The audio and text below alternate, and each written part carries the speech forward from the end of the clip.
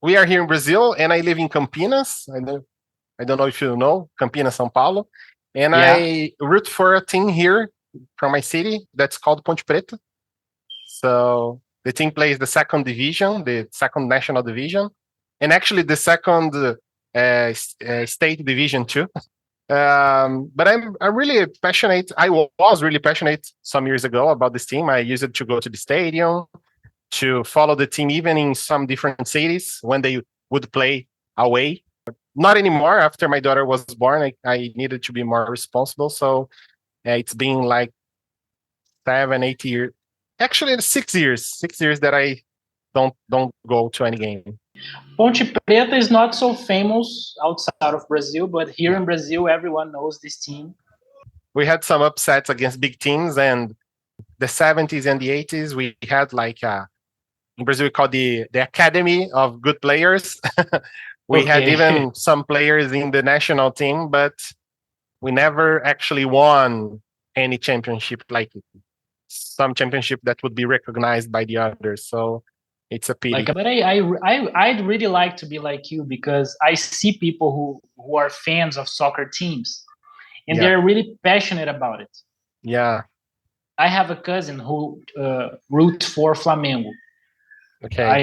I am from the state of Rio. I live in Angra dos Reis. Nice. Most people here, they root for Flamengo. It's one of the biggest teams here and in Brazil.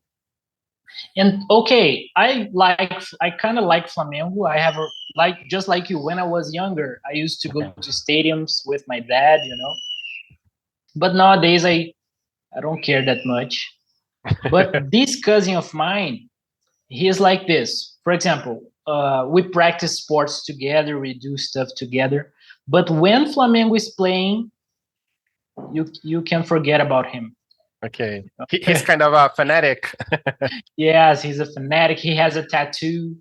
I am not, like I told you, I'm not a big fan of soccer, but in the World Cup, I like to watch the games. It's the same thing that happened with champions.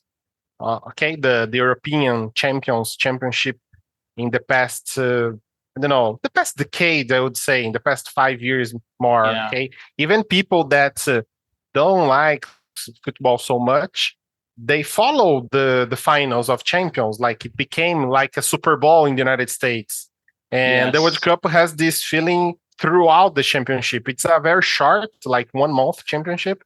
A lot of games, like it's packed of games.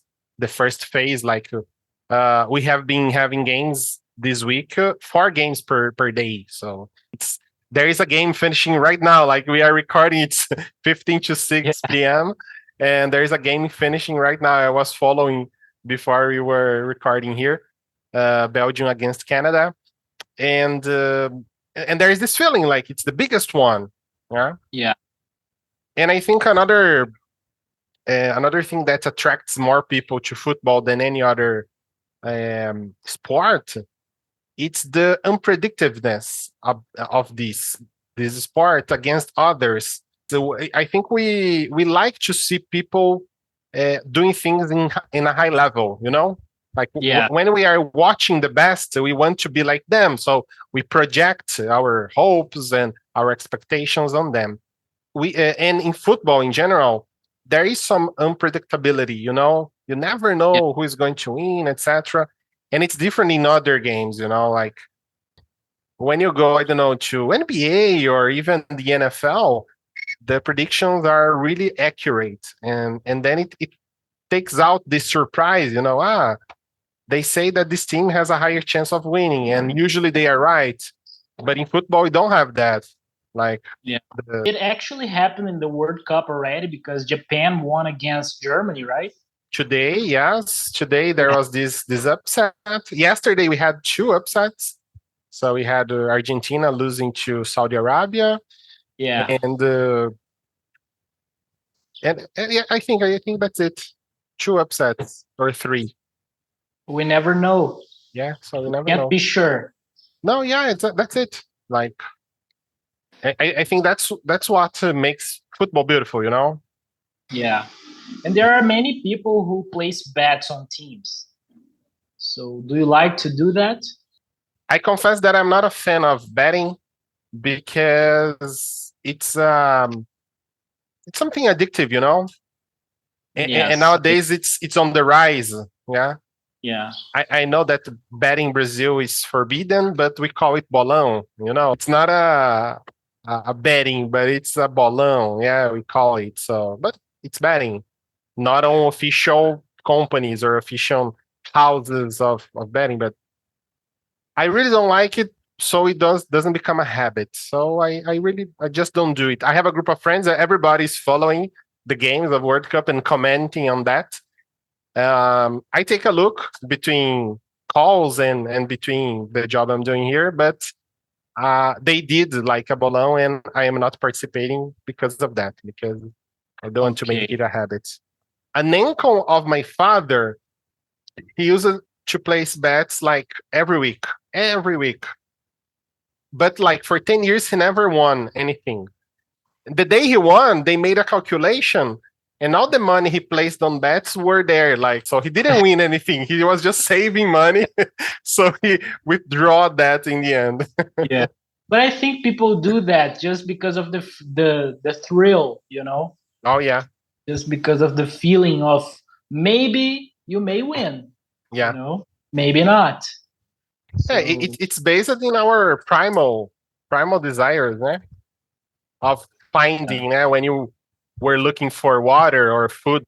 Yeah, so the primitive humans, they had The this. hunt. Yeah, exactly, the hunt. Yeah, so they had this wired on their brains, and betting is just activating this program, let's say. But one thing I think it's very interesting about the World Cup is the culture we have here in Brazil, you know, because it reunites people, like we were saying before. Oh, yeah. Many people who don't even like to watch soccer on their daily lives, they watch soccer, they watch the games in the World Cup during it. And one thing that I think it's very interesting is that people do those arts on the street, you know. Oh, yeah. And it's back now because yes, some editions of the World Cup it had stopped. People stopped doing that, at least here in my city. But now it's back. People are doing it. Do you think Brazil has a chance of winning this time? Yeah. People say that Brazil has a very consistent team. We always have star players. The coach, 𝐀𝐻𝐫𝐞𝐧𝐝, is coaching the team for 2 cycles. Yeah, like we call a 4-year cycle when we talk about the World Cup. So he's there for 2 cycles. So very experienced. But I'm not so confident, actually. I'm not so. I think this World Cup is a box full of surprises, like you said. You don't have a clear favorite, because when you analyze, like, and you crunch the numbers in the past 4 years, every year you had a different national team on the top. You don't. You didn't have a national team dominating the scene. You know. Okay, Brazil has a shot. Yes. Are they clear favorites? No. Yeah. And do you have a favorite edition of World Cup of all time for you? I think 2002 was very emblematic. First of all, because we would wake up in the middle of the night to watch the games. Yes, I remember it. And, I was a kid, but I remember it. Yeah, I was a teenager, and it was funny because we would wake up 3 a.m., go to somebody's house, to some aunt or some uncle, and we would be there, like 30, 40 people watching the game in the middle of the night and rooting for Brazil. So this was really funny. So come on, it's a totally different time. And I think the second one was 1994. I was 6 years old. And I don't remember the details, but I remember the energy. Again, like all the family were watching together, all the games, all the 7 games. And I remember the energy. We rooting for Brazil. The penalty Roberto Baggio missed, and then we were champions. But mainly the energy of the family, you know? So Yeah. This is very clear for me. I was a kid, but I liked that energy. And there is the nostalgic feeling, right? Exactly. Yeah. So if you ask me details about the games, about the squad, I don't know. I remember Romário, Bebeto, but Tafarel, né? But so not more than that. 94 for you. It was like 2002 for me because you were 6, right? Yes, I was 6. Yeah. You were born in 91 then. I was born in 88. 88. Okay. 88. I'm not good at math. But that's why we are teachers. Yes. But for me, I was born in 95. Okay. So 2002, I was 6 or 7. 6. 6. I was 6. Yes. Yeah. So you will turn 7 after the World Cup. Yeah. Yeah. So okay. I was a kid too, just like you. And I can't give you the details of the matches, you know, but I remember the feeling. Yeah. Like you told, waking up in the middle of the night to watch the games, you know. And back in the days, we didn't have the technology we have nowadays. No. So it was like we only had the TV. Yeah, it was a really nice World Cup. I think it's the same feeling as Christmas. Christmas is around the corner, 1 month to Christmas, and actually it's the same thing. Like people get together and enjoy a good time. So usually with family, and for me, World Cup does that with people in Brazil too. Like something so cultural. It's rooted in our culture, and we enjoy other people. It's an excuse. It's like birthdays. It's an excuse for celebrating. So. And I think World Cup is an excuse for spending a good time with families and friends. Yeah, that's great.